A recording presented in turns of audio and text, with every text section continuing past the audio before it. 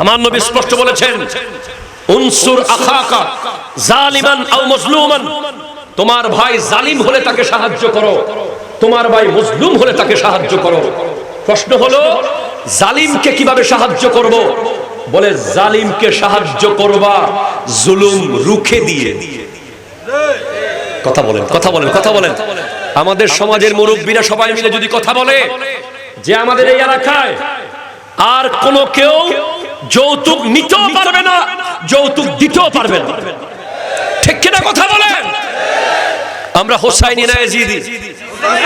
আর হোসাইনি না ইয়াজিদি? হোসাইনিরা প্রতিবাদ করে, ইয়াজিদিরা চুপ থাকে, ঠিক কিনা বলেন? বড় বড় তাফসীর মাহফিল করলে হবে না।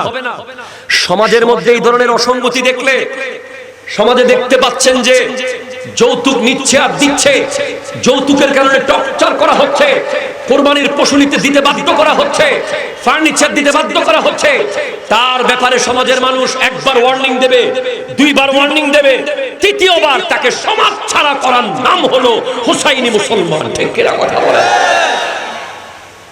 এরপরে যখন আপনি দেখবেন সমাজে কেউ প্রকাশ্য সুদ খাচ্ছে, নাই লাখে 10,000 পার্টি নাই, লাখে 3,000 নাই, লাখে 5,000 নাই। আরে ভাই, এই ধরনের মানুষ এখন মসজিদের সভাপতিও হয়ে যায়, সেক্রেটারিও হয়ে যাচ্ছে, বিশাল বড় বড় পোস্টে।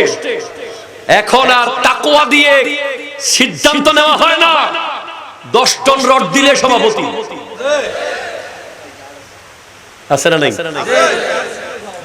এরা আবার খতিবের ইন্টারভিউ নেয়, এক জায়গায় খতিবের ইন্টারভিউ নিচ্ছে, বলেন কিয়ামতের আলামত বলেন। খতিব বলতেছে, আপনি যে আমার ইন্টারভিউ নিচ্ছেন এটাই কিয়ামতের আলামত,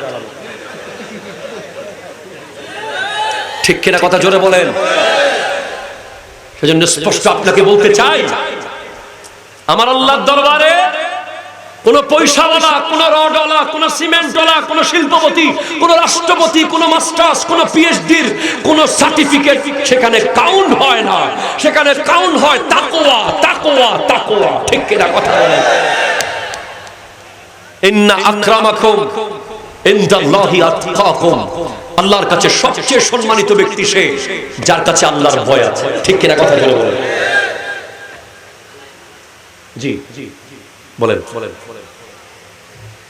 তাহলে এক নম্বর মূল কথা হলো কোরবানির পশু ক্রয় করার আগে হেদায়েত প্রাপ্ত হতে হবে, ঠিক কিনা জোরে বলেন?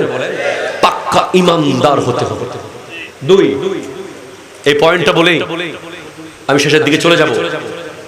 কোরবান শব্দের অর্থই অনেকে জানে না। কোরবানি দেয় অর্থ জানে না, অর্থ কষ্টর ফাল্লা। কোরবান ভাইজান, কোরবান শব্দটি এসেছে কুরবুন থেকে। কোথা থেকে এসেছে জোরে বলেন? কুরবুন। কুরবুন মানে নিকটবর্তী হওয়া। কি হওয়া? নিকটবর্তী হওয়া। যেই কাজ আল্লাহর নিকটবর্তী করে, শুধু গরু জবে করা কোরবানি না, শুধু মহিষ জবে করা কোরবানি না, শুধু ছাগল ভেড়া দুব্বা জবে করা কোরবানি না, বরং যেই কাজ করলে আল্লাহর নৈকট্য লাভ করা যায় সে সব কাজ করার নাম কোরবানি।